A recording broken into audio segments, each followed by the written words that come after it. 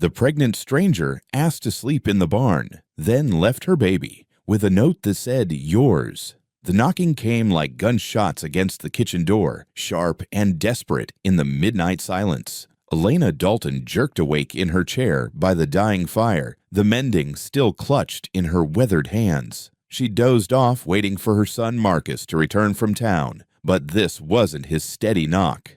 Thunder rolled across the valley as Elena moved to the window. Peering through rain-streaked glass, a figure hunched on her porch, small and soaked, one hand pressed against the door, the other clutching something Elena couldn't make out in the darkness. Elena unlatched the door and pulled it open. A young woman stumbled forward, her face pale as milk in the porch light. She was maybe 20, with dark hair plastered against her skull and clothes that clung to a belly swollen with child. Her eyes darted past Elena into the house, then back over her shoulder at the empty yard. "Please, I need somewhere safe." Elena stepped aside without question, her maternal instincts overriding caution. "Come in, child." "Just the barn. I don't want to be trouble." Elena took in the girl's condition with a glance, the way she held her back, the tight grip on her belly, the shallow breathing. "You're having that baby tonight. You're not doing it in a barn. I can't come inside. If they see lights, if they think someone's here, who's they?" The girl's eyes went wild for a moment, searching the darkness behind her. "I just need the barn. Please, just until it's over." Elena reached for the girl's arm, feeling her tremble beneath the soaked fabric. "What's your name, honey?" "Mercy." "Mercy what?" The girl hesitated, water dripping from her hair onto Elena's kitchen floor. "Just Mercy. Where'd you come from tonight? Does it matter?" Elena studied the young woman's face, seeing desperation there, but something else too. Determination, the kind that came from having no choice left. "I suppose it doesn't, but you're hurt, and you're scared, and you need help. The barn is help enough. The barn is for animals. You're carrying a child." Mercy's face crumpled for just a moment before she pulled it back together. "I've been worse places." Elena felt her heart break a little at those words. She'd raised her own son mostly alone after her husband died in the mines, knew what it was to be desperate and proud at the same time. But this girl's desperation ran deeper than poverty or loneliness. "Marcus!" Elena called toward the stairs. Mercy grabbed her wrist with surprising strength. "No, no one else. That's my boy. He'll help us get you settled. I don't want anyone to know I'm here." Heavy footsteps sounded on the stairs. Marcus appeared in the kitchen doorway, 17 years old and built like his father, all shoulders and gentle eyes. He took in the scene quickly, his gaze settling on Mercy's condition. "Ma, what's happening?" "This is Mercy. She needs our help." Marcus looked at the puddle of rainwater spreading across the kitchen floor, at Mercy's pale face and protective stance. "You okay, miss?" Mercy nodded, but Elena could see the lie in her trembling hands. "She wants to stay in the barn," Elena said. "In this storm, Ma, the roof leaks something fierce." "I know it does." Mercy doubled over suddenly, one hand gripping the door frame, the other pressed against her belly. Her breath came in short gasps, and Elena could see sweat beading on her forehead despite the cold. "How far apart are the pains?" "I don't know. They've been coming since sunset." Elena made her decision. "Marcus, get the truck. We're taking her to Doc Morrison." "No!" Mercy's voice cracked with panic. "No doctors, please. They'll find me." "Who will find you?" "I can't tell you that." "I won't put you in danger, too." Elena felt a chill that had nothing to do with the storm. The girl's fear was real, bone deep, the kind that came from experience rather than imagination. "Mercy, honey, you need medical help." "I need to hide. That's all I need." Another contraction hit, stronger this time. Mercy gripped the kitchen table, her knuckles white against the worn wood. Elena moved to support her, feeling the girl's whole body shake with effort. "How long have you been running?" 3 days, maybe 4. I lost track." "Running from who?" Mercy met her eyes, and Elena saw a depth of pain there that spoke of things no young woman should know. People with badges, people with power, people who don't like it when girls say no. Elena understood then, or thought she did. She'd heard whispers about girls who disappeared from the county, about charges that got dropped and complaints that never made it to court. She'd told herself it was gossip, small-town rumors fed by boredom and spite. The barn it is then.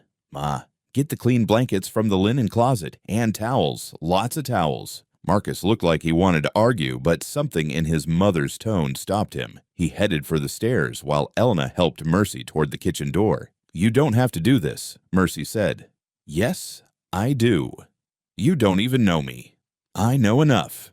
They made their way across the muddy yard, Elena's arm around Mercy's waist, both of them soaked through by the time they reached the barn. Elena pulled the heavy door open, breathing in the familiar smell of hay and horses and old wood. It's not much, but it's dry, mostly. Mercy looked around the barn like it was a palace. It's perfect. Elena began spreading hay in one of the empty stalls, making a bed of sorts. Marcus appeared with an armload of blankets and towels, his face serious with the weight of adult responsibility. What else do you need, Ma? Hot water, and get my medical kit from the bathroom closet. The one from when Dad got hurt. That's the one. Marcus nodded and headed back to the house. Elena turned to find Mercy clutching a small leather satchel, holding it against her chest like a shield. What's in the bag? Everything that matters. Money, among other things. Elena didn't press. Everyone had their secrets, their reasons for keeping quiet. But as she helped Mercy settle onto the makeshift bed, she couldn't shake the feeling that this girl's secrets were the dangerous kind. I need to get the doctor, Mercy. I've helped with births before, but if something goes wrong... Mercy grabbed Elena's wrist again, her grip desperate. No doctors, please. They'll find me. Who are they? Really?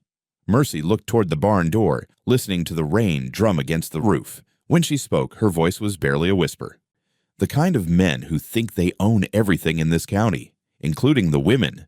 Elena felt ice form in her stomach. She thought of her own son, of the life she'd built on this ranch, of the peace she'd fought so hard to maintain after her husband's death. Mercy, what have you brought to my door? But even as she asked the question, Elena was already laying out towels, already preparing to help bring new life into a world that had clearly been cruel to the young woman shivering in her barn. Some things mattered more than safety. Some things were worth the risk. Promise me, Mercy whispered as another contraction began. Promise me you won't let them take my baby. Elena looked into those desperate eyes and made a promise she didn't yet understand the cost of keeping. I promise. The promise hung in the air between them like smoke from a dying fire. Elena looked into Mercy's desperate eyes and wondered what exactly she'd just committed herself to. But there was no time for second thoughts. Another contraction seized the young woman, doubling her over with a pain that seemed to tear through her entire body. Breathe through it, honey. Don't fight it. Mercy gripped Elena's hand with crushing strength, her knuckles white against Elena's weathered fingers. How long? Hard to say. First babies can take their time. This isn't my first. Elena felt her stomach drop. What happened to the other baby? Taken. Mercy's voice was flat, empty. They said I wasn't fit to be a mother.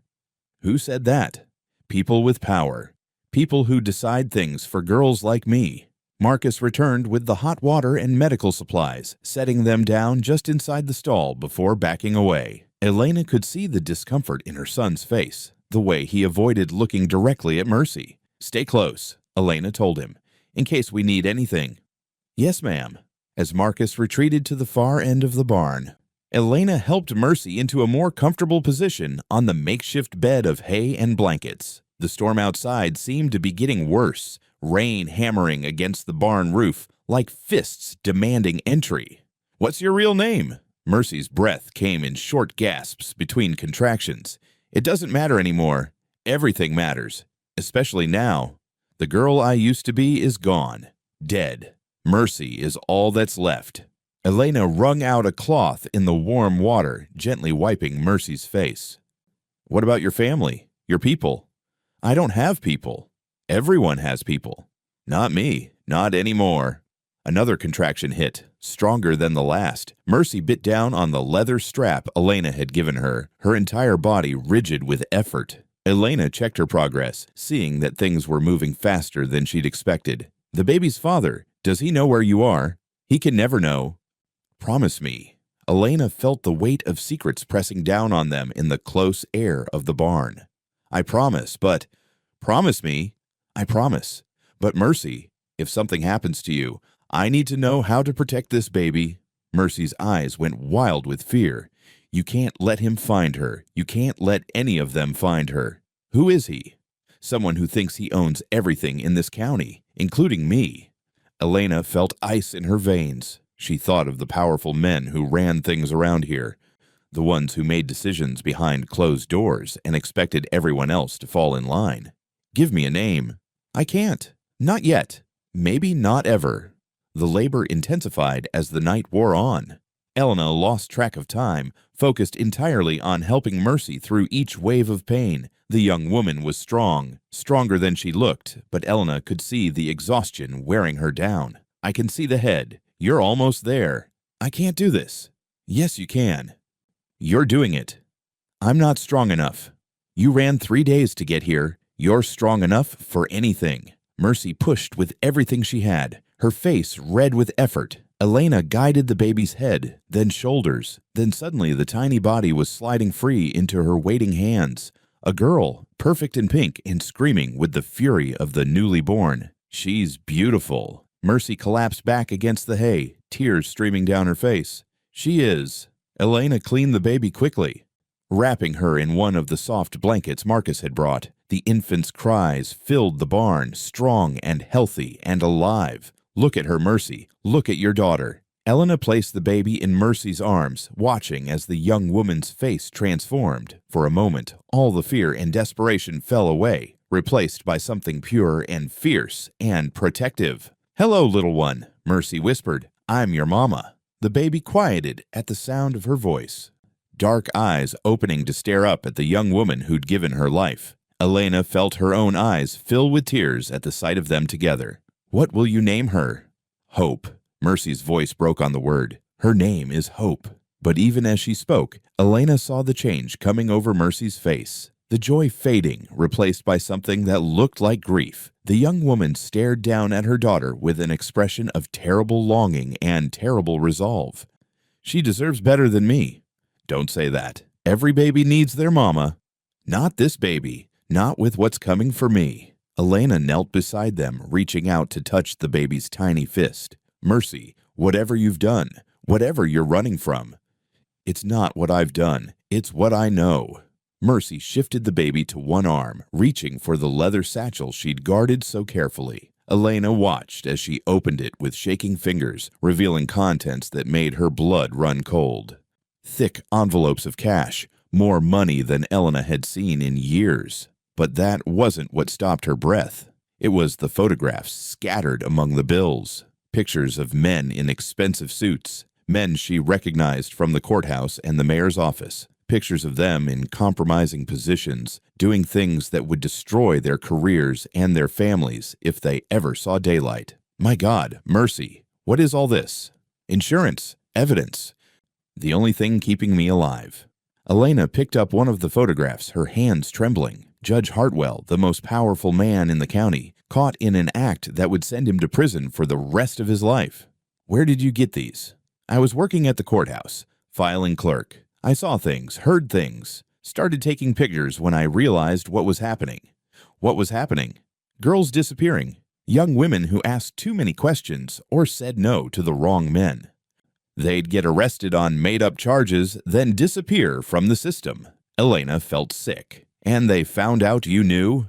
They found out I was documenting it, making copies, building a case. The baby stirred in Mercy's arms, making soft, newborn sounds. Mercy looked down at her daughter with an expression of absolute despair. They took my first baby when I wouldn't stop investigating. Said I was an unfit mother, a drug addict, a prostitute. Whatever lies they needed to tell. And this time I ran before they could take her too.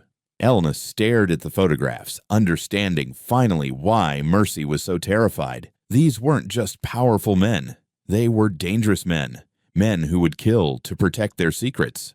They'll never stop looking for these. I know. Or for you. I know that too. Dawn was breaking outside, pale light filtering through the cracks in the barn walls. Elena looked at the young woman holding her newborn daughter, both of them exhausted and vulnerable and hunted. "What do you want to do?" Mercy watched Elena with eyes that held no illusions about the future. "I want to keep my baby safe. That's all I've ever wanted." But Elena could see the resignation in her face, the terrible calculation taking place behind those tired eyes. Mercy was already making choices, already deciding what sacrifices she was willing to make for Hope's safety. Elena reached out to touch the baby's soft cheek, feeling the weight of the promise she'd made settling around her shoulders like a shroud. Outside, the storm was finally beginning to pass, but Elena knew the real tempest was just beginning. Men like those in the photographs didn't forgive. They didn't forget. And they sure as hell didn't let witnesses walk away. Mercy pulled the baby closer, her lips brushing against Hope's dark hair. "I'm sorry, little one. I'm so sorry for what I have to do." Elena felt her heart break at the love and loss in those words, understanding finally that this wasn't just about hiding from dangerous men. This was about a mother preparing to say goodbye. Elena carried the breakfast tray across the muddy yard, steam rising from the coffee cup in the cool morning air. She'd let Mercy sleep as long as possible, knowing the young woman needed rest after the difficult birth. The barn door stood slightly ajar, which seemed odd since she'd closed it firmly the night before. "Mercy, I brought you some food." Silence. Elena pushed the door open wider, stepping into the dim interior. The makeshift bed was empty, blankets neatly folded, but in the corner a small wooden crate had been turned into a cradle, and inside it, Hope slept peacefully, wrapped in one of Elena's softest baby blankets. A piece of paper was propped against the barn wall, folded once and marked with Elena's name in careful handwriting. Elena set down the tray with trembling hands and picked up the letter. The paper was cheap, torn from a notebook, but the words were written in neat script that spoke of education despite everything else. "Her name is Hope. She's yours now. I'm sorry. M." Elena read the words 3 times before they sank in. Her legs gave out, and she sat hard on a bale of hay, staring at the sleeping baby. "Mom?" Marcus appeared in the doorway, his hair still messy from sleep. He took in the scene quickly, his eyes moving from the empty bed to the baby to his mother's shocked face. "Mom, where did she go?" "I don't know." "Where's Mercy?" "Gone." Marcus stepped closer, seeing the letter in his mother's hands. "What does it say?" Elena held it out to him, watching his face change as he read. "Did she say why she left the baby?" "She said Hope is ours now." "Ours? Mom, we can't just keep someone else's baby." Elena looked down at Hope, who had opened her dark eyes and was staring up at her with the serious expression newborns sometimes wore. "She's not someone else's baby anymore. She's been abandoned. We need to call social services." "No." "Mom, be reasonable. This isn't legal. We can't just what? Let them put her in the system. Hand her over to strangers." Marcus ran his hands through his hair, pacing the small space. "She's not our responsibility." "She is now." Elena stood up, lifting Hope from the makeshift crib. The baby was warm and solid in her arms, real in a way that made her chest tight with unexpected emotion. It had been 17 years since she'd held an infant, but her body remembered the weight to support the fragile neck. "Mom, think about this. Really think. We don't know anything about that girl or why she ran. What if she's dangerous? What if she's involved in something criminal? What if she's just scared? Then she should have gone to the police." Elena thought about Mercy's terror when she'd mentioned doctors, her desperate pleas about not letting them find her. Maybe the police are who she was running from. Marcus stopped pacing. "What's that supposed to mean?" Elena noticed the leather satchel sitting beside where Mercy had been sleeping. She'd forgotten about it in the shock of finding the letter. "Help me look through her things." "Mom, that's not—" "Marcus." Her tone brooked no argument. Marcus picked up the satchel reluctantly, opening it while Elena held Hope. His face went pale as he looked inside. "Jesus Christ, how much money is in here?" "How much?" "Thousands, maybe tens of thousands." Marcus pulled out a thick envelope stuffed with bills. "Mom, what was she involved in?" Elena shifted Hope to one arm, reaching for the satchel. Beneath the money, she found a stack of photographs and what looked like official documents. The photos were professional quality, sharp black and white images that looked like surveillance shots. Do you recognize any of these men? Marcus took the photos, studying them carefully. His face grew more troubled with each image. This one's Judge Hartwell. The Judge Hartwell. Yeah. And this one, Mom, this is Sheriff Coleman. Elna felt ice in her stomach. Judge Hartwell ran the county court system with an iron fist, had for 20 years. Sheriff Coleman was his right hand, the one who made problems disappear before they ever reached a courtroom. What are they doing in these pictures? I can't tell, but look at this one. Marcus handed her a photo that made her blood run cold. It showed Sheriff Coleman arguing with a young woman outside what looked like the courthouse. The woman's face was turned away, but her dark hair and slight build looked familiar. Is that Mercy? Could be. Elena found more documents in the satchel, a birth certificate with most of the information blacked out, but Hope's name clearly visible. Where the father's name should be, someone had used heavy black ink to obliterate the text completely. Someone really doesn't want us to know who the father is. Maybe Mercy doesn't know either. Elena looked at the photos again, studying the faces of the powerful men who ran their county. Or maybe she knows exactly who it is, and that's why she ran. Marcus sat down heavily on a hay bale. Mom, if these men are involved somehow, if they're looking for Mercy and the baby, then Hope is in danger. We're all in danger. Elena rocked the baby gently, thinking about Mercy's desperate face, her terror at the mention of doctors or authorities.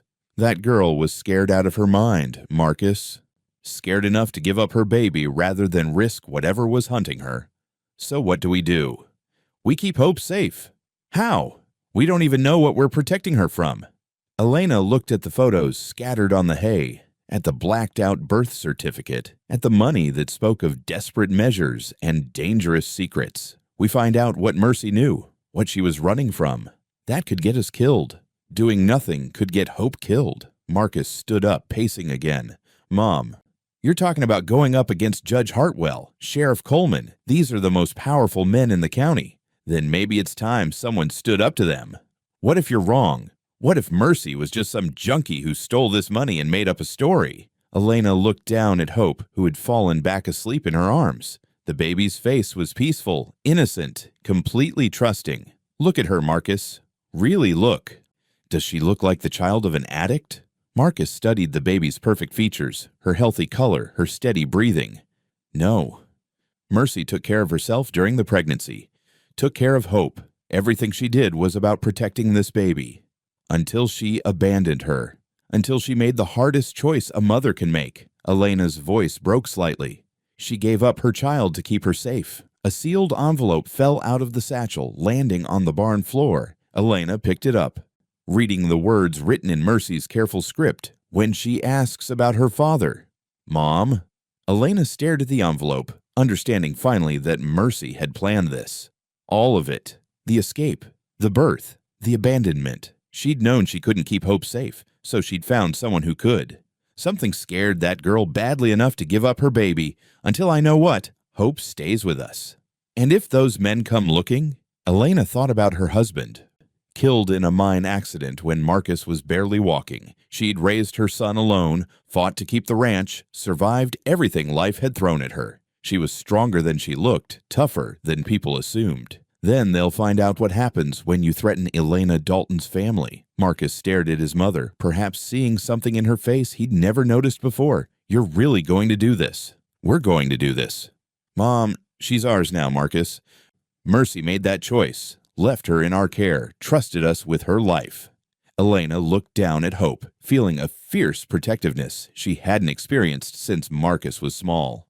I won't let her down. Outside, a car engine sounded in the distance, growing closer. Both Elena and Marcus froze, listening as the vehicle turned up their long driveway. Mom? Elena handed Hope to Marcus, quickly gathering the photos and documents back into the satchel. Hide these. Somewhere safe. What about Hope? She's my granddaughter, visiting for the summer. Can you remember that story? Marcus nodded, understanding the game they were playing now. The car doors slammed outside, followed by heavy footsteps on the porch. Someone knocked on the front door, sharp and official. Elena looked at her son holding Hope, at the evidence of corruption scattered around them and knew their quiet life was over. But some things were worth fighting for. Some promises had to be kept, no matter the cost. Elena walked toward the house, ready to face whatever came next. Elena walked toward the house, her mind racing with the implications of what they'd discovered in Mercy's satchel. The photographs, the money, the blacked-out birth certificate. It all pointed to something far more dangerous than a simple abandonment case. The knocking came again, more insistent this time. Elena took a deep breath and opened the front door to find Mrs. Patterson from the church auxiliary standing on her porch, holding a casserole dish. "Elena, dear, I heard you had company last night. Thought you might need some food." Elena forced a smile, blocking the woman's view into the house. "That's very kind, Mrs. Patterson, but it's just family visiting." "Family? I didn't know Marcus had any cousins." "Distant relatives. You know how it is." Mrs. Patterson craned her neck, trying to see past Elena. "Well, if there's anything you need, you just let us know. We look after our own around here." "I appreciate that." Elena watched the older woman drive away, then returned to the barn where Marcus was hiding the satchel under a loose floorboard. "False alarm. Church busybody. But if she's asking questions, others will be too. What do we do?" Elena looked at Hope, sleeping peacefully in Marcus's arms. The baby looked so small, so vulnerable. "I need to go into town, ask some questions of my own." "Mom, that might not be safe. Neither is sitting here waiting for them to find us." An hour later, Elena parked her truck outside Miller's Diner on Main Street. The breakfast crowd had mostly cleared out, leaving just a few regulars nursing coffee and reading day-old newspapers. She took a seat at the counter, ordering coffee from Betty Crenshaw, who'd been working at the diner longer than Elena had lived in the county. "Morning, Elena. Don't usually see you in town this early. Had some errands to run.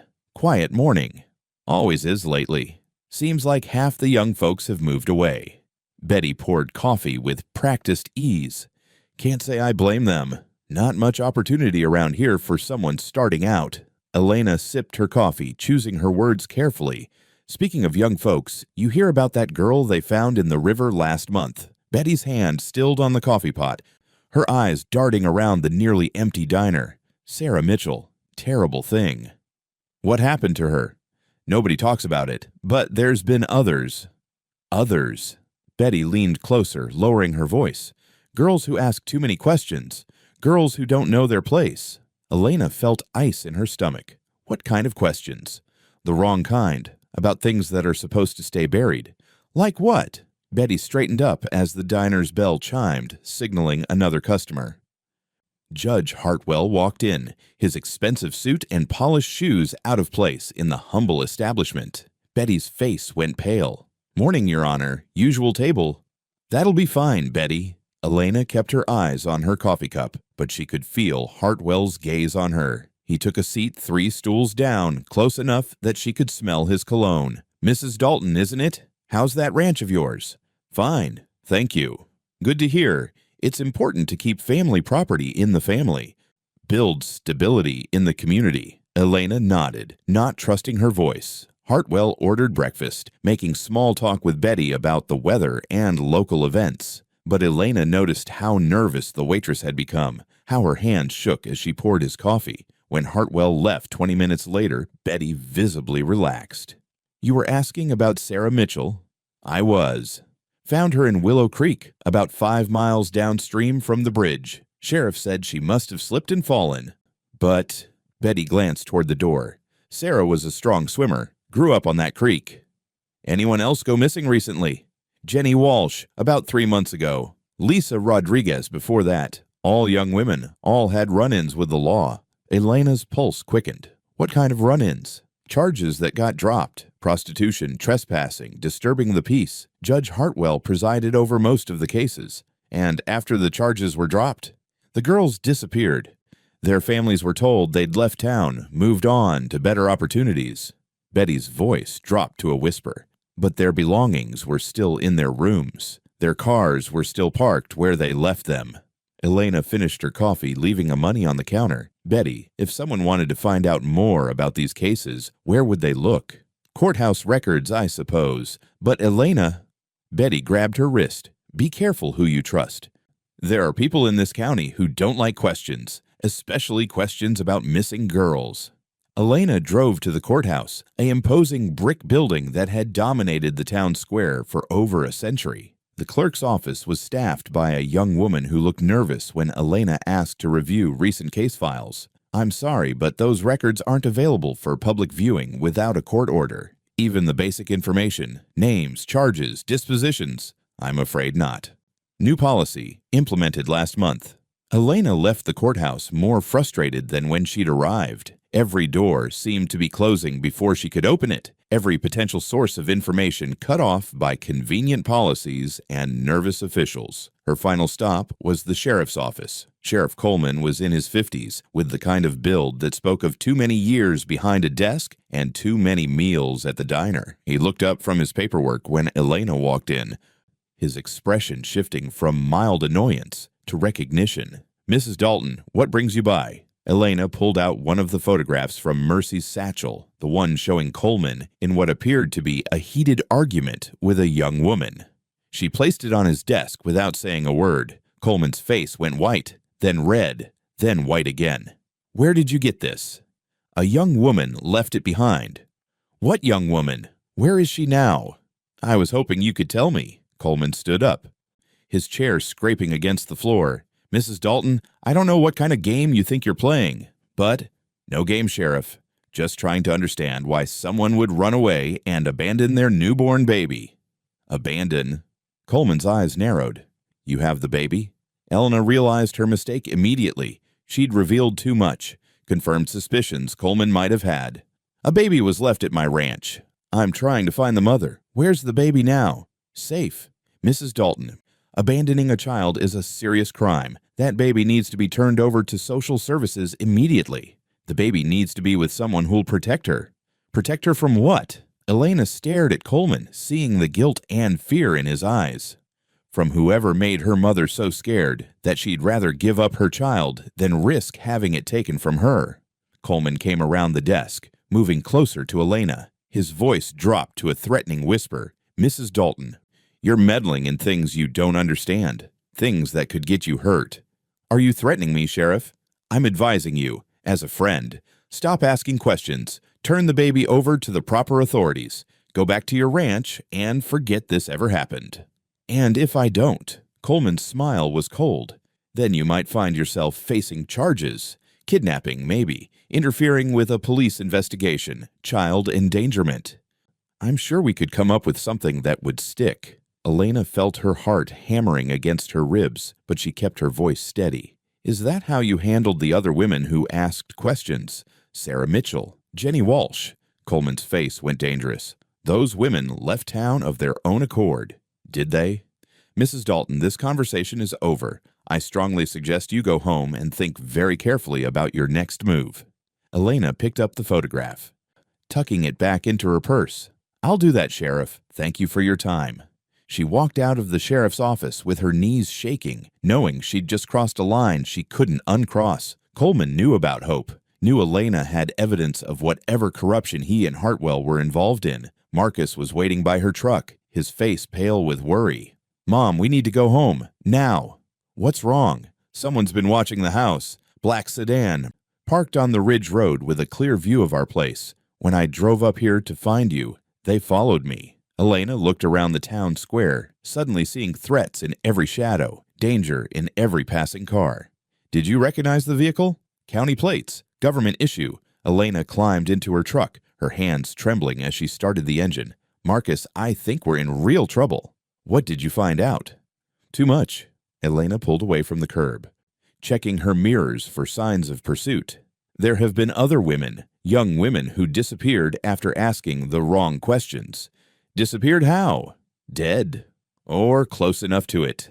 Marcus was quiet for a long moment. "Mom, maybe we should pack up Hope and leave. Tonight. Just disappear before they decide we know too much." Elena thought about Mercy, running for 3 days to bring her baby to safety. About Sarah Mitchell, found dead in Willow Creek. About all the other women who'd vanished because they'd threatened the wrong men. No, running didn't save Mercy. It won't save us. Then what do we do? Elena watched the road ahead, her mind racing through possibilities and plans. We fight back. We find out exactly what these men have been doing, and we make sure the whole world knows about it. That could get us killed. Doing nothing will definitely get us killed. And Hope, too. The black sedan was behind them now, maintaining a careful distance but clearly following. Elena pressed harder on the accelerator, thinking about the evidence hidden under her barn floor and the baby sleeping peacefully in her house. Mercy had trusted her with more than just a child. She'd trusted her with the truth, and Elena Dalton had never broken a promise in her life. She wasn't about to start now. Elena's truck kicked up dust as they raced down the ranch road, the black sedan maintaining its distance behind them like a patient predator. Her knuckles were white on the steering wheel, and Marcus kept checking the mirrors, his face tight with worry. They're still following us. I know. What do we do when we get home? We get Hope, and we figure out our next move. The ranch house came into view, looking exactly as they'd left it that morning. But something felt wrong. Elena couldn't put her finger on it. Just an instinct honed by years of living alone in a place where every sound had meaning. They pulled up to the house and Elena killed the engine. The black sedan had stopped at the end of their drive, just visible through the trees. Stay close to me. Elena unlocked the front door and stepped inside. The living room looked normal at first glance, but her eyes caught the small details that were wrong. The magazines on the coffee table were stacked differently. The cushions on the couch had been moved. Someone had been here, searching carefully, but not carefully enough. They took everything. Marcus appeared in the kitchen doorway, his face pale. Everything what, Mom? What aren't you telling me? Elena moved through the house quickly, checking each room. Drawers had been opened and closed, papers shuffled through, closets searched, but nothing seemed to be missing except one thing. That girl, Mercy. She wasn't just running from an abusive boyfriend. Then what? Elena hurried to the barn, Marcus close behind. The makeshift crib was still there, and Hope was sleeping peacefully, apparently undisturbed. But the leather satchel was gone from under the loose floorboard. She was running from men with badges. What does that mean? Elena picked up Hope, holding the baby close to her chest. The infant stirred but didn't wake, her tiny face peaceful despite the chaos surrounding her. It means we're dealing with people who have the power to make problems disappear, including us. Marcus ran his hands through his hair, pacing the small space. Mom, this is insane. We should call the state police, the FBI, someone. And tell them what? That we're harboring an abandoned baby, and we think the local judge is corrupt? Based on what evidence? The photos Mercy left, which are now gone. Elena realized she still had the sealed envelope in her purse, the one marked, "When she asks about her father." With shaking hands, she opened it, revealing contents that made her stomach turn. A DNA test result, official and notarized, showing a 99.9% probability that Judge Hartwell was Hope's biological father. A birth certificate with Hope's information and Hartwell's name clearly listed as the father. And more photographs, these showing systematic abuse that made Elena's hands shake with rage. Jesus, Mom. The judge is Hope's father. And look at these photos. He's been using his position to abuse women in the system. The images were damning.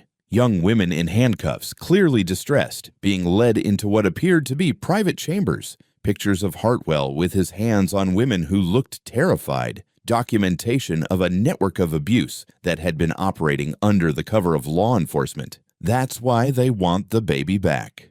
They don't want the baby back. They want the evidence gone. Elena studied the DNA test, understanding finally why Mercy had been so terrified. Hope wasn't just evidence of rape. She was evidence of a pattern of abuse by one of the most powerful men in the county. Mom, we have to get out of here tonight. Where would we go? They have resources, connections. They'd find us eventually. Then what do we do? Before Elena could answer, she heard vehicles approaching. Multiple engines moving fast. She looked out the barn window to see Sheriff Coleman's patrol car leading a convoy of 2 other vehicles up their drive. Hide the envelope. Elena tucked the DNA results and photographs into her coat pocket as Coleman and 4 other men approached the barn. 2 deputies she recognized, plus 2 men in expensive suits who looked like they'd never set foot on a ranch before. Mrs. Dalton, we need to talk. Elena stepped out of the barn, Hope still in her arms. Sheriff Coleman, what brings you out here so late? You know why I'm here. We need the baby. And we need any materials that were left with her." "I told you I don't know what you're talking about." One of the suited men stepped forward. "Mrs. Dalton, I'm Attorney General Morrison. We have a court order for the immediate removal of the child in your custody." Elena looked at the paper he held out, seeing official seals and legal language that might as well have been written in a foreign language. "Court order from which court?" "Judge Hartwell's court." "How convenient." Coleman's face hardened. "Elena, this is not your fight. A woman trusted me with her child. That makes it my fight. You don't understand what you're dealing with." "I understand enough. I understand men with power hurting women without it." The Attorney General's expression remained neutral, but Elena could see the calculation in his eyes. "Mrs. Dalton, the child's father has legal rights. He wants his daughter back." "The child's father is a rapist." "That's a serious accusation. Do you have proof?" Elena felt the weight of the envelope in her pocket, knowing it contained everything needed to destroy Hartwell and his network, but she also knew that revealing it now would sign their death warrants. "The proof exists." "Then produce it." "Not to you." "Not here." Coleman stepped closer, his hand resting on his service weapon. "Elena, you're obstructing justice. Hand over the baby and any evidence you might have, and this can end peacefully." "Peacefully? Like it ended peacefully for Sarah Mitchell? For Jenny Walsh?" The sheriff's face went white. "Those women left town. Those women are dead." "You're making dangerous accusations, Mrs. Dalton." Elena looked around at the men surrounding her, realizing how isolated they were, how easy it would be for her and Marcus to simply disappear. But she also saw something else. Movement in the trees beyond the house. Maybe. But I'm not making them alone. Marcus emerged from the darkness behind the barn, but he wasn't alone. Elena's brother Tom stepped into the light, his state trooper uniform clearly visible. Behind him came Elena's cousin Jake, her neighbor Bill Thompson, and 3 other men Elena recognized from church and town meetings. "Evening, Coleman." The sheriff turned, his confidence wavering at the sight of Tom's badge. "Trooper Dalton, what brings you out here?" "Family business. Heard there might be some trouble." Attorney General Morrison stepped forward. "Trooper, we have a valid court order for the removal of this child."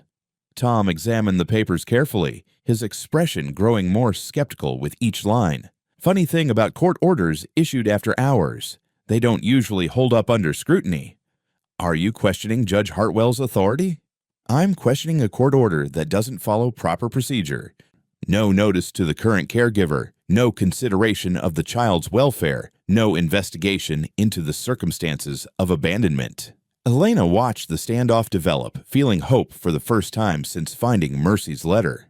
Tom was more than her brother. He was a state trooper with 20 years of experience and a reputation for integrity. This child was abandoned by her mother, Morrison insisted. The father has legal rights, and the child has rights too, including the right to due process before being removed from a stable home. Coleman's hand tightened on his weapon. "Tom, don't make this harder than it has to be." "I'm not making anything hard, Coleman. I'm doing my job." The tension stretched between the 2 groups of men, Elena caught in the middle holding hope. The baby had woken and was looking around with wide, curious eyes, oblivious to the danger surrounding her. "Mrs. Dalton," Attorney General Morrison said carefully, "you have 24 hours to produce the child and any evidence in your possession. After that, we'll be forced to take more serious action." "What kind of action?" "Kidnapping charges, child endangerment, whatever it takes." Tom stepped closer to his sister. "Any charges would have to go through proper channels. State jurisdiction, not local. We have ways of handling jurisdictional issues." Elena felt the envelope burning in her pocket, understanding that she was holding evidence that could destroy careers and send powerful men to prison. But she also understood that these men would kill to protect their secrets. 24 hours, she said finally. Coleman nodded, signaling to his men. 24 hours. Don't make us come back here, Elena. Next time might not end so peacefully. The sheriff and his group retreated to their vehicles, but Elena could see the calculation in Coleman's eyes. This wasn't over. It was barely beginning. As the convoy disappeared down the drive, Tom approached his sister. "Elena, what the hell have you gotten yourself into?" "Something bigger than I thought. Something that could get us all killed." "Then maybe it's time to think about protective custody." Elena looked down at Hope, thinking about Mercy's desperate flight and ultimate sacrifice. Tom, what if I told you I had evidence that could bring down Judge Hartwell and half the county government? I'd say you better have somewhere safe to keep it. I do. The question is whether I'm brave enough to use it. Marcus joined them, his face grim. Mom, they're not going to give us 24 hours. They'll be back tonight. Elena looked at her family, at the men who'd come to stand with her against corrupt power. Then we better be ready for them. Tom checked his service weapon, his face set with determination. What do you need, sis? Time. And witnesses. Lots of witnesses. The wind picked up, rustling through the trees around the ranch house. Elena held Hope closer, feeling the weight of the evidence in her pocket and the burden of the choice ahead of her. Some fights couldn't be avoided. Some truths demanded to be told, no matter the cost. Tonight, Elena Dalton would find out what she was truly made of. As Coleman's convoy disappeared into the darkness, Elena's family gathered closer around her and Hope. Tom examined the DNA results and photographs by flashlight, his expression growing darker with each piece of evidence. Elena, this is bigger than local corruption. This is organized. What do you mean? Look at these dates. These women disappeared over months, maybe years. Elena studied the photographs over her brother's shoulder, seeing the pattern she'd missed before. Different women, different dates, but always the same men in positions of power. A pattern. A system. Marcus joined them, his face grim. How many women are we talking about? Tom counted the photographs. At least a dozen documented here, but if this has been going on for years, there could be more. Many more. Elena felt sick thinking about all the women who'd suffered in silence, who'd been threatened into submission or simply disappeared when they became too dangerous to the network. What do we do with this? We take it to the state attorney general. The real one, not that fake who showed up tonight. Will they believe us? With this evidence? They'll have to. Jake, Elena's cousin, approached from where he'd been standing guard. Elena, we've got company coming up the drive. Multiple vehicles, but they're moving slow, non-threatening. Elena looked toward the road, seeing headlights approaching at a cautious pace. Friends or enemies? Hard to tell. But they're not trying to surprise us. The first vehicle stopped near the house, and Elena recognized Martha Santos, who ran the county library. Behind her came 3 more cars, then 2 pickup trucks. Women emerged from each vehicle, some Elena knew from town, others she'd never seen before. Martha approached cautiously, her face drawn with worry. Elena, we heard what happened, what Coleman tried to do. How did you hear? Word travels fast in small towns, especially when it involves standing up to men like Hartwell. A younger woman Elena didn't recognize stepped forward. My name is Sarah Chen. I heard you have evidence about Judge Hartwell. What kind of evidence are you looking for? The kind that proves he's a monster who destroys women's lives. Elena looked at the group of women, seeing determination mixed with fear in their faces. Why don't you all come inside? We need to talk. They gathered in Elena's living room, women of all ages filling every chair and lining the walls. Elena sat with Hope in her arms, feeling the weight of their expectant gazes. I want to know who we're dealing with, Elena said. I want to know how deep this goes. The first woman to speak was Martha Santos. Judge Hartwell dismissed my daughter's assault charges 3 years ago, said she was asking for it, the way she dressed. What happened to your daughter? She left town that night. Haven't heard from her since. An older woman Elena recognized from the grocery store raised her hand. My daughter went missing after she filed a complaint against Coleman. Harassment, she said. Sexual harassment. When was this? 2 years ago. They told me she'd run off with some boy, but she wouldn't have left without telling me. We were close. A third woman, younger, with hollow eyes that reminded Elena of Mercy, spoke in a whisper. They told me if I kept talking, I'd lose my other children. Talking about what? About what the judge did to me when I was arrested for shoplifting. What he said was the price of having the charges dropped. Elena felt rage building in her chest, hot and pure. How many of you have stories like this? Every hand in the room went up. How many of you reported it? Most of the hands stayed up. How many got justice? Every hand went down. Elena looked around the room at these brave women who'd come forward despite their fear, despite the power of the men they were accusing. Tom, show them what we found. Tom spread the photographs and documents on the coffee table. The women leaned forward, studying the evidence with expressions of recognition and horror. "That's my sister," one woman said, pointing to a photograph. "She disappeared 4 years ago." "This is my cousin," said another. "We were told she moved to the city." "They're all dead, aren't they?" Martha asked quietly. Elena thought about Sarah Mitchell, found in the river, and all the other women who'd asked the wrong questions. Some of them probably, others might have been scared away, forced to start over somewhere else. And the babies? Elena looked down at Hope, understanding finally that this child represented more than just one woman's tragedy. "I think Hope might not be the first." "You mean there are other children, born from these assaults, given up, taken away, or—" Elena couldn't finish the thought. Tom gathered the photographs back into a neat stack. "We need to document everything. Every story, every disappearance, every case that was dismissed without explanation." "What good will that do?" asked one of the younger women. "They control the courts, the police, everything." "They control the local system," Tom corrected. "But this is federal now. Civil rights violations, racketeering, conspiracy. The FBI will have to investigate." Elena rocked Hope gently, the baby's warm weight a reminder of what they were fighting for. "The question is whether we'll live long enough to testify." "That's why we stick together," Martha said firmly. "They can't make all of us disappear."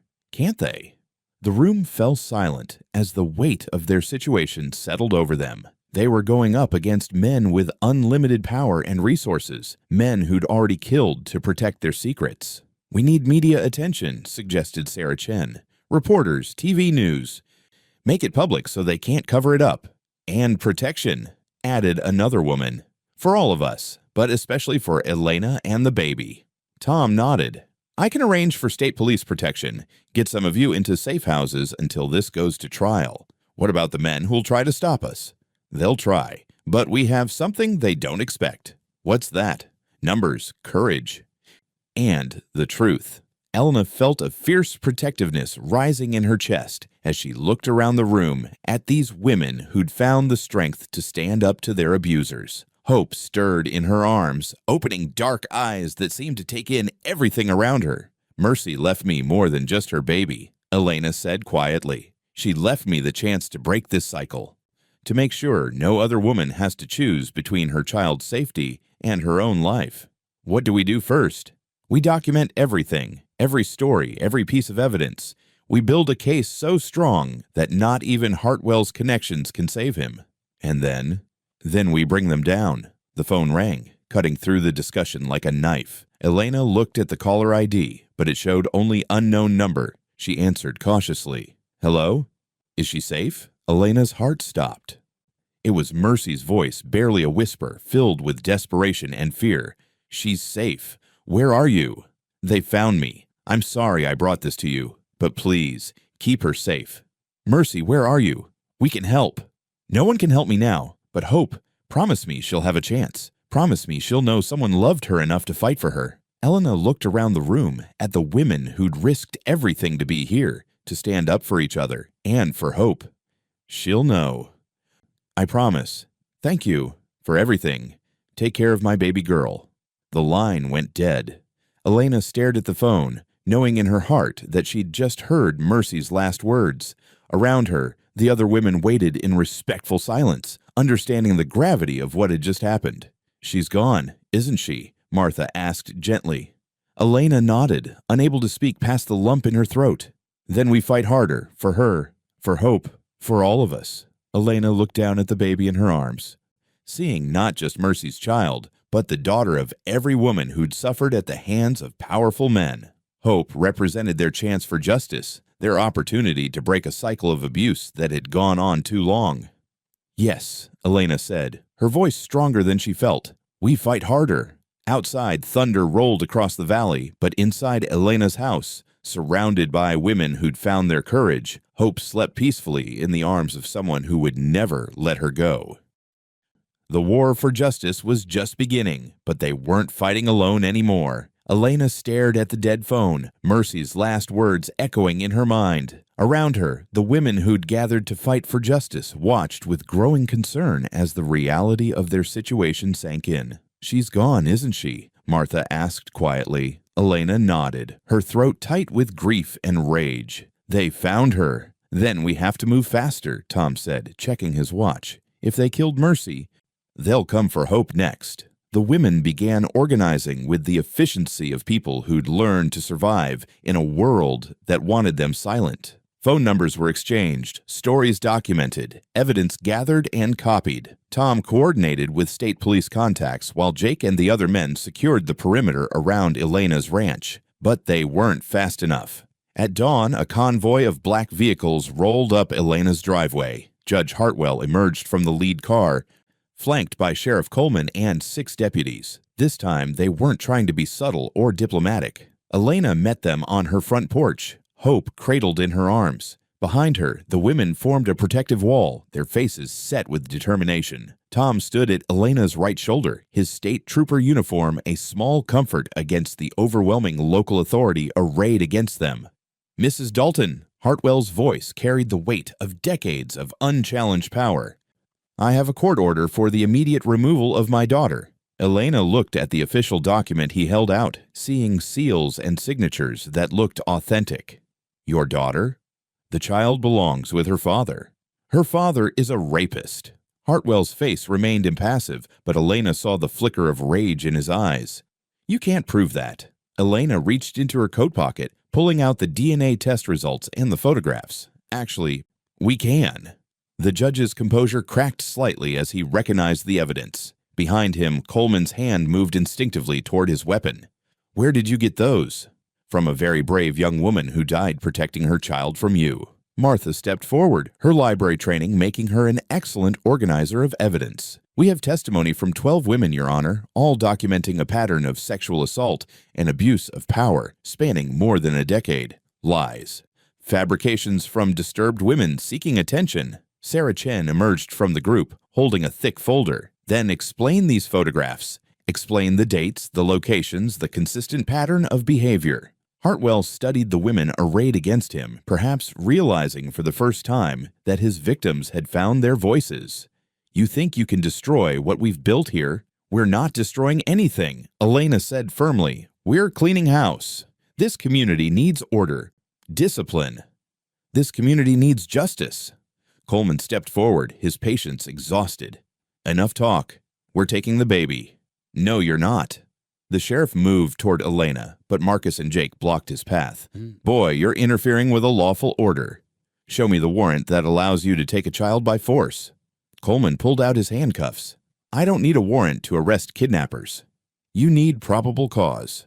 I have it. The confrontation escalated quickly. Coleman shoved Marcus aside, reaching for Hope. Elena pulled the baby away, but one of the deputies grabbed her arm. The women surged forward, their fear transformed into protective fury. Get your hands off her. She's not going anywhere. That baby stays with her mother. The deputy's grip tightened on Elena's arm, and she cried out in pain. Hope began crying, the sound cutting through the chaos like a knife. Tom drew his weapon, pointing it at Coleman. State police. Everyone step back. This is county jurisdiction, trooper.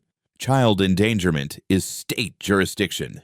Hartwell watched the standoff with calculation in his eyes. Trooper Dalton, you're outnumbered and outgunned. Don't make this worse than it has to be. It's already as bad as it can get, Judge. We know what you've done. We have evidence of systematic abuse, rape, murder. Your network is finished. My network has survived challenges before. Not like this. What makes you think this is different? Elena heard a car engine approaching fast, tires crunching on gravel. Everyone turned to see a battered pickup truck racing up the drive, dust clouds billowing behind it. The truck skidded to a stop, and Mercy tumbled out of the passenger side. She was pale, with blood on her clothes and a makeshift bandage around her left arm, but she was alive. In her right hand, she carried a small digital recorder. I recorded everything. Hartwell went white. That's impossible. You're dead. I'm alive. That's more than some of the others got. Elena stared at Mercy, hardly believing her eyes. How did you escape? Jumped out of a moving car. Broke my arm, but I got away. Coleman drew his weapon, pointing it at Mercy. You should have stayed dead. Probably, but my daughter deserves to know the truth about her father. Mercy held up the recorder, pressing play. Hartwell's voice filled the morning air, clear and unmistakable. "The Mitchell girl is asking too many questions. We need to handle her," Coleman's voice responded. "Same way we handled the others. Make it look accidental. And Coleman, make sure she suffers first." The recording continued, documenting years of abuse, murder, and conspiracy. Elena watched Hartwell's face crumble as his own words condemned him. "Where did you get that? I worked in the courthouse, remember? I had access to your office, your private meetings. I've been recording your conversations for months."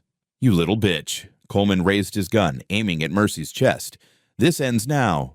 "Yes, it does." The voice came from behind them. State Police Captain Rodriguez emerged from the trees, leading a team of armed troopers. "Judge Hartwell, Sheriff Coleman, you're under arrest." Coleman spun toward the new threat, his weapon swinging wildly. "This is county business. Conspiracy, racketeering, and civil rights violations are federal business." The corrupt officials found themselves surrounded, outnumbered, and out of options. Coleman's weapon wavered as he realized the game was over. "Put your weapons down. All of you." The deputies looked between Coleman and the state troopers, their loyalty wavering in the face of overwhelming evidence. One by one, they laid down their weapons. But Coleman wasn't finished. With desperate fury, he lunged toward Elena and Hope, his gun raised. "If I'm going down, I'm taking them with me." Marcus tackled Coleman from the side, both men crashing to the ground in a tangle of limbs. The gun discharged into the air, the sound echoing across the valley like thunder. Tom was on Coleman in an instant, wrestling the weapon away and snapping handcuffs on the sheriff's wrists. "Sheriff Coleman, you're under arrest for attempted murder, conspiracy, and about 20 other charges I haven't thought of yet." Hartwell watched his network collapse around him, his face gray with defeat. "This won't stick. I have connections, resources. I'll be out in a week." Captain Rodriguez approached with handcuffs. "Judge Hartwell, you have the right to remain silent. I suggest you use it." As the corrupt officials were loaded into police vehicles, Elena found herself standing alone with Mercy and Hope. The young woman who'd given up everything to protect her child looked exhausted but determined. "Is she okay?" Elena looked down at Hope, who had stopped crying and was staring up at her mother with wide, curious eyes. "She's perfect." "I wanted to keep you so badly," Mercy whispered to her daughter, "but I had to make sure you'd be safe first." Elena gently placed Hope in Mercy's arms, watching as mother and daughter were reunited. The love between them was immediate and fierce, a bond that not even corruption and violence could break. "What happens now?" "Now you get to be her mother, really be her mother." Mercy's eyes filled with tears. "What if I don't know how?" Elena smiled, thinking of all the women who'd stood with them, who'd found the courage to speak their truth despite the cost. "None of us know how at first, but you don't have to do it alone." The sun was fully up now, burning away the shadows that had hidden so much evil for so long. Around them, the women who'd fought for justice embraced each other, their tears mixing joy with relief. Tom approached, his radio crackling with updates from the arrest teams. "Elena, they're rounding up the whole network. Prosecutors, defense attorneys, courthouse staff. It goes deeper than we thought." "How deep?" "State level, maybe federal. This is going to be the biggest corruption scandal in the state's history." Elena looked at Hope, sleeping peacefully in her mother's arms, and thought about all the women who'd suffered in silence, who'd been silenced by violence or fear. Good. It's time for the truth to come out. All of it? All of it. Mercy lifted Hope higher, letting the morning sun warm her daughter's face. "Her name is Hope," she said to Elena, "because that's what she gave me when I thought I had nothing left. Hope that things could be better." Elena nodded, understanding finally why she'd been chosen to protect this child. Not just because she was strong enough to fight, but because she was wise enough to know when the fight was over. Hope opened her dark eyes, looking up at the two women who'd saved her life, and Elena could swear the baby was smiling. In the distance, sirens wailed as more corrupt officials were arrested, their network of abuse and power finally broken. But on Elena's front porch, surrounded by the women who'd found their voices, a mother held her daughter in the warm morning light. The truth had set them free, but freedom was just the beginning. Now came the harder work of healing, of building something better from the ashes of what had been destroyed. But they'd face that challenge together, all of them, because that's what family did. And in the end, that's what they'd become. This unlikely collection of women who'd found the courage to stand up to evil and win. Hope gurgled softly in her mother's arms, and Elena knew that everything they'd fought for was worth it. The future stretched ahead of them, uncertain but bright with possibility. Justice had finally come to their small corner of the world, carried in the arms of a woman who'd loved her child enough to give her away, and strong enough to fight to get her back. 3 weeks after the arrest, Elena's kitchen table was covered with legal documents that would reshape their county forever. Mercy sat across from her, Hope sleeping peacefully in a bassinet between them, while Tom reviewed the prosecutor's case files. "Hartwell's looking at 25 to life," Tom said, closing the latest folder. "Coleman got a plea deal for cooperation, but he's still facing 15 years minimum." "What about the others?" 17 officials indicted so far. The corruption went deeper than anyone imagined. Elena watched Mercy trace patterns on the table with her finger, her young face etched with exhaustion and something that looked like relief. "What happens to Hope during the trials?" "That's up to you two to decide." The question had been hanging over them for weeks, unspoken but heavy as storm clouds. Elena loved Hope with a fierceness that surprised her, but she knew the baby belonged with her birth mother. "She knows you as her mother now." Mercy's voice was soft, filled with a pain Elena understood. "But you're her real mother. I gave her life. You gave her safety. Maybe we can both be her mothers." Elena looked at Hope, whose dark eyes had opened and were studying the ceiling with infant seriousness. "What are you saying?" "I'm saying maybe family isn't just about blood. Maybe it's about choice. You want to stay. If you'll have me, both of us." Elena felt tears prick her eyes. She'd been a widow for so long, had raised Marcus mostly alone, had gotten used to the silence of an empty house. But these past weeks, with Mercy and Hope filling the rooms with life and laughter, had shown her what she'd been missing. "This house has been too quiet for too long." Marcus appeared in the kitchen doorway, coffee mug in hand. "Did someone say something about family?" "We're asking Mercy to stay. Permanently." Marcus grinned, the first genuine smile Elena had seen from him since this all began. "About time. Hope needs her mom, both her moms." Mercy picked up the baby, holding her close. "What do we tell her when she's older?" "About everything that happened. We tell her the truth, that her mother was brave enough to sacrifice everything to keep her safe, and that she was loved so much that 2 women fought the world for her." Elena reached across the table, squeezing Mercy's free hand. "That she's the reason justice finally came to this place." The conversation was interrupted by a knock at the door. Martha Santos stood on the porch, but she wasn't alone. Behind her were a dozen women. Some Elena recognized from their fight against Hartwell's network, others who were strangers. "We wanted to check on you, all of you." Elena invited them in, watching as they cooed over Hope and embraced Mercy like a long-lost sister. The support network that had formed during their battle against corruption had grown stronger in the aftermath, these women finding strength in each other that they'd never known existed. "We've been talking," Sarah Chen said, "about starting a formal support group for survivors and a legal aid clinic," added another woman, "to help women who can't afford lawyers." Elena looked at Mercy, seeing interest spark in her eyes. "That sounds important. We want Mercy to help run it. Her experience, her courage could help a lot of women." Mercy shifted Hope to her other arm, considering.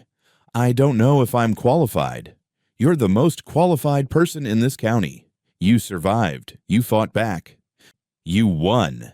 After the women left, Elena and Mercy walked out to the barn where Hope had been born. The space looked different now, cleaned and organized, the makeshift birthing bed replaced with proper stalls for the horses Elena was planning to buy.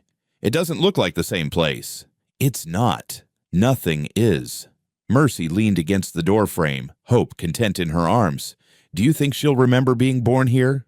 "Maybe not remember, but maybe she'll feel it. The love that brought her into the world. And the fear.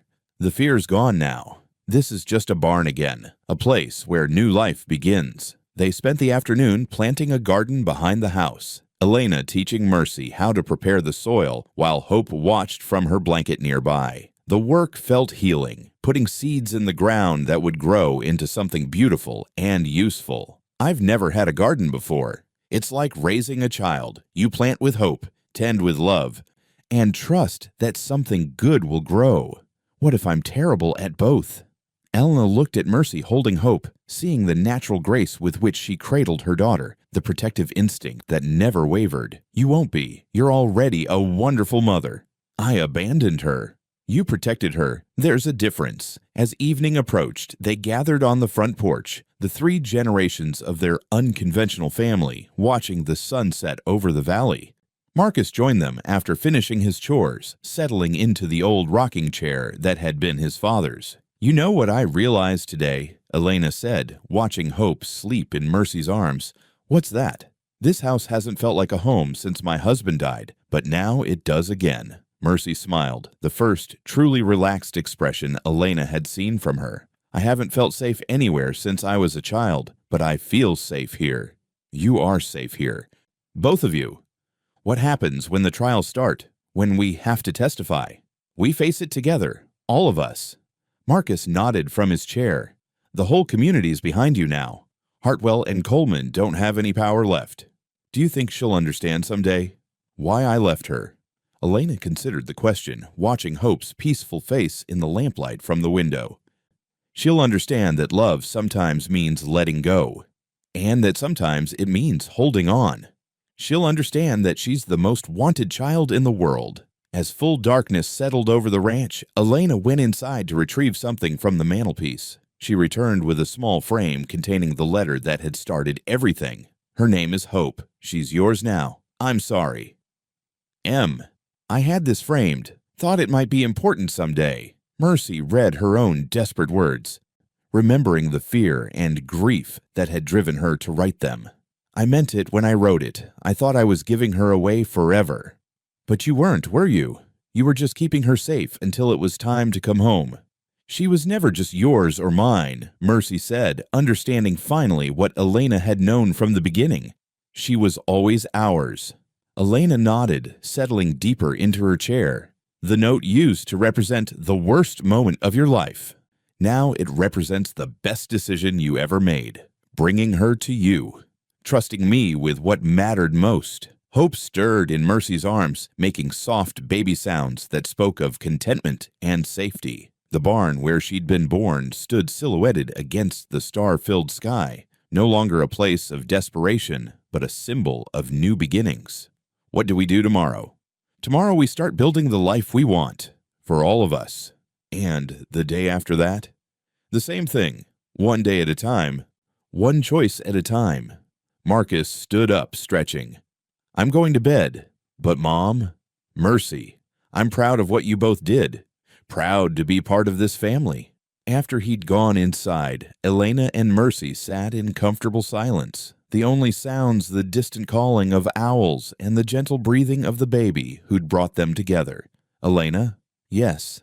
Thank you for keeping your promise, for giving me the chance to be her mother.